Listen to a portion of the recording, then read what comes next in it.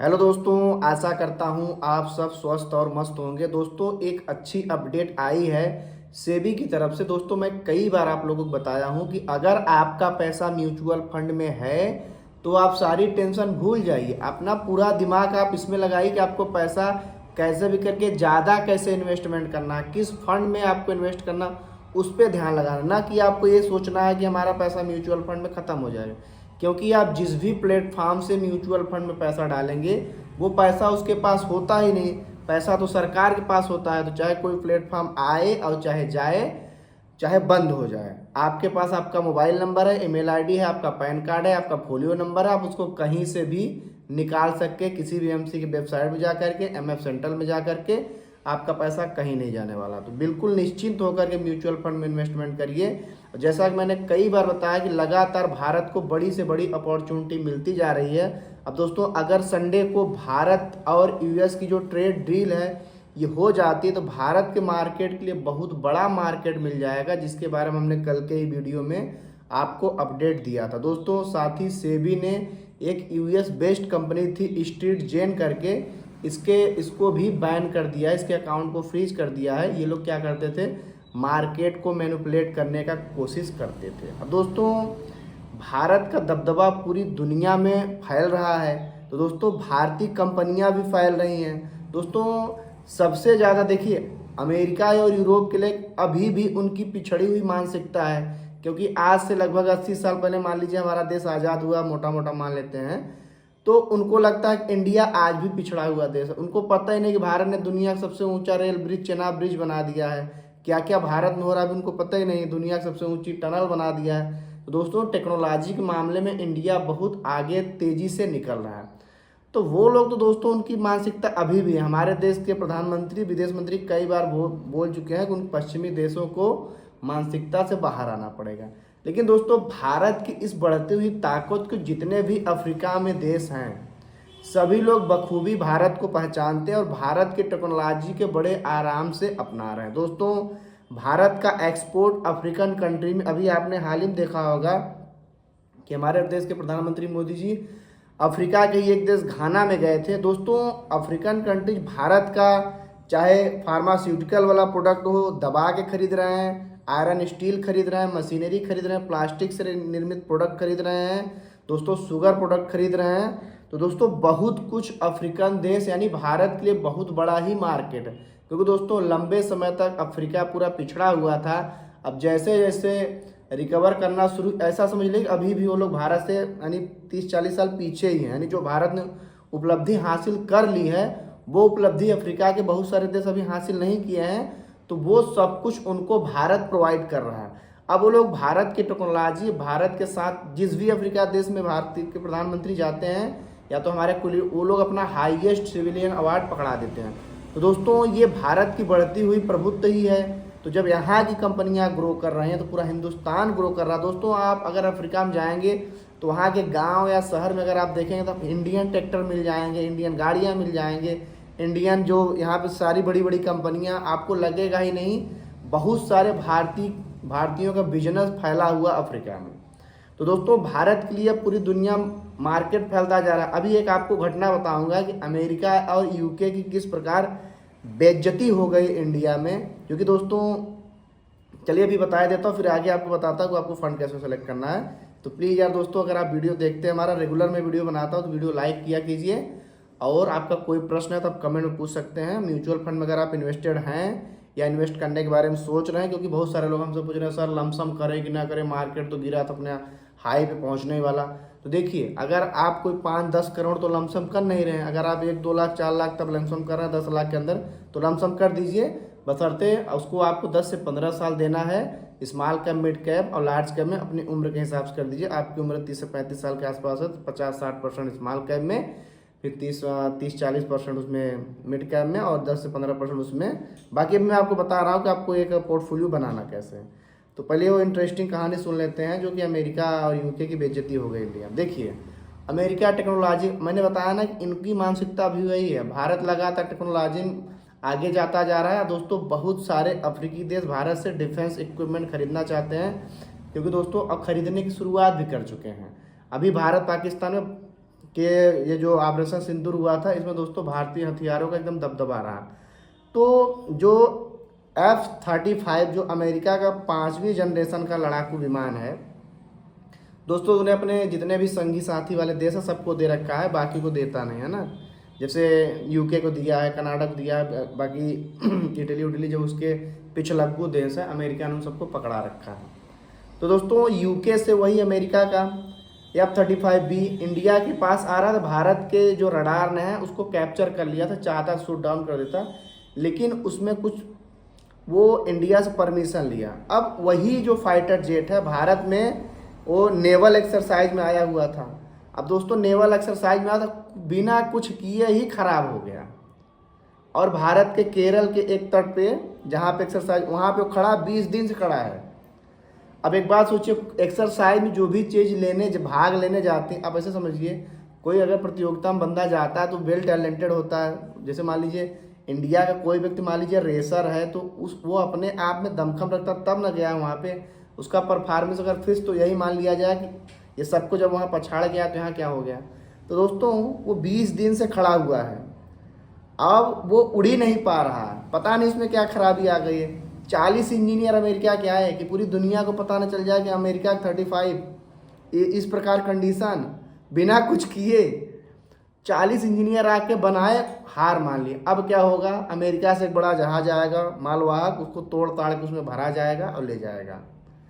तो दोस्तों ये है टेक्नोलॉजी उनकी। दोस्तों अभी हिंदुस्तान तो ग्रो करना शुरू किया है। हमारे देश के साइंटिस्टों के साथ जो पिछली गलत कहानियाँ हुई हैं, वो चाहे विक्रम साराभाई हों, चाहे भाभा जी हों, इन सब को साथ जो गलत कांड हुआ ये इसकी वजह से हमारा देश पीछे हो गया। लेकिन अब हमारा देश लगातार तरक्की करना शुरू किया है, इसीलिए बड़ी बड़ी कंपनियां भारत में इन्वेस्टेड हैं।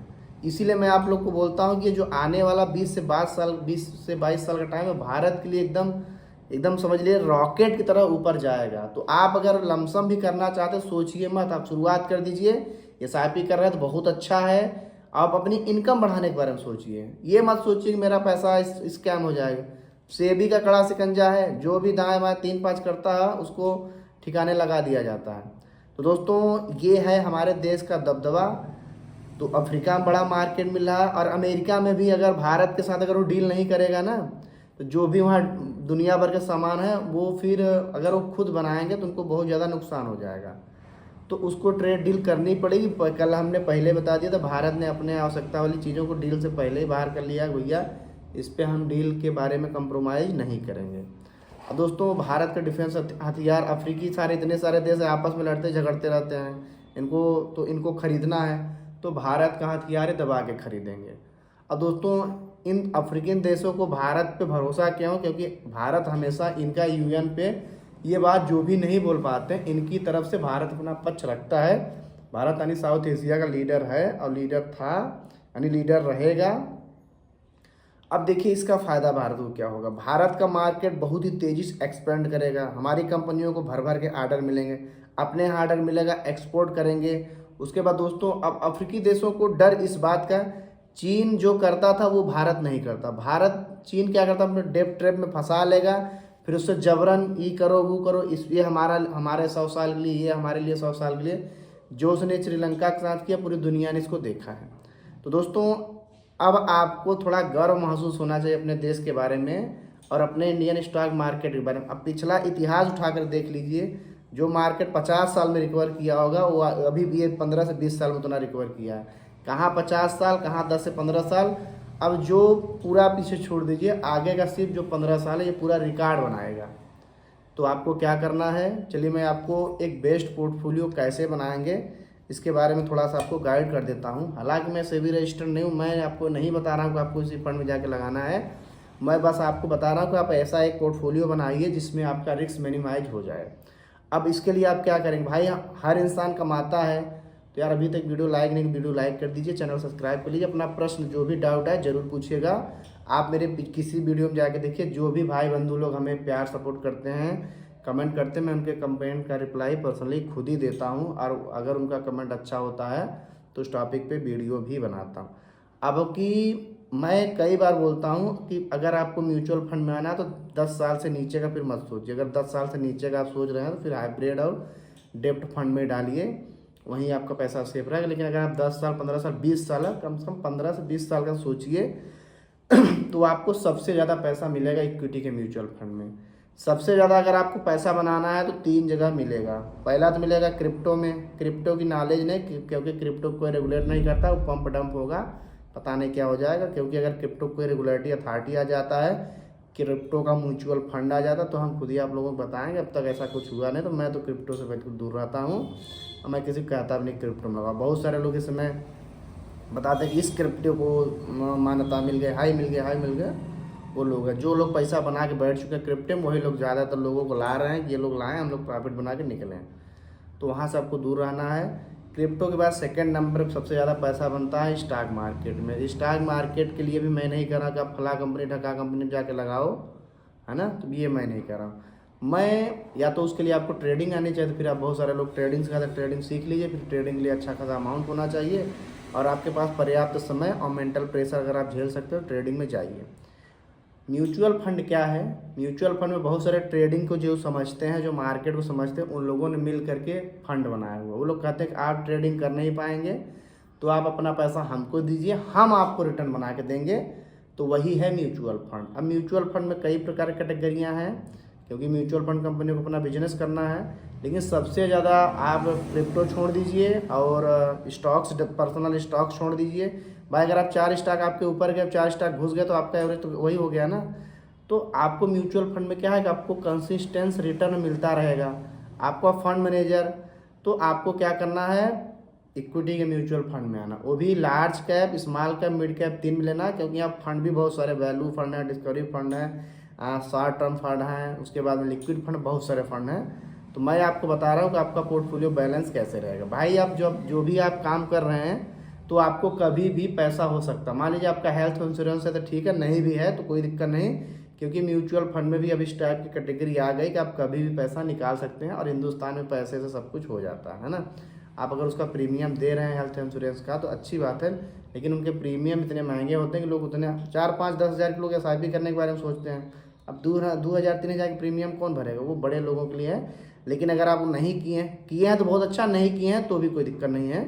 क्योंकि आप उसके लिए जो लिक्विड फंड है, लिक्विड फंड जैसे जीरोधा, क्वानको, ग्रोथ होगा, ये लिक्विड फंड ऐसे हैं कि इनमें जो भी आप पैसा डाले रहेंगे, आपका 5 लाख तक का आधे घंटे के अंदर निकल जाएगा, आपके खाते में आ जाएगा। तो ये कर सकते हैं। नहीं तो इनका एग्जिट लोड भी नहीं होता, इनमें एक्सपेंस रेशियो बिल्कुल ना के बराबर होता है। जैसे ग्रो का भी एक चलता है, तो उसका जो वो एक्सपेंस रेशियो है 0.1% है, यानी बहुत कम एक्सपेंस रेशियो। लगभग मान लीजिए कि 1 लाख में अगर आप निकाल रहे हैं ना, तो लगभग 1 महीना का मान लीजिए आप निकालें तो वही 7-8 रुपया इतना क्या होता है। तो वो पैसा आपको मदद करेगी जब आपको कभी ज़रूरत होगी। थोड़ा और अमाउंट चाहिए तो अल्ट्रा शॉर्ट टर्म फंड है, उसमें आप डाल सकते हैं। उसके बाद आपका जो भी पैसा बचा है, आप उसको 3 कैटेगरी के जो फंड हैं, large cap, mid cap, small cap, इनमें डालेंगे। तो उसके बाद अब बात आ जाती है उम्र की, आप उम्र के किस पड़ाव पे हैं और आपकी रिस्क लेने की कैपेसिटी कितनी है। अगर अभी आप शुरुआत में ही है, 25 से 30 साल में या तो 35 साल में ही आपने कमाना स्टार्ट ही किया है, यानी आप सबसे ज़्यादा रिस्क ले सकते हैं। यानी आप मार्केट को 15 से 20 साल या 25 साल दे सकते हैं। तो आपको ज़्यादातर अपना अमाउंट स्मॉल कैप में लेना चाहिए। 2 या 3 स्मॉल कैप तो आपके पास होने ही चाहिए।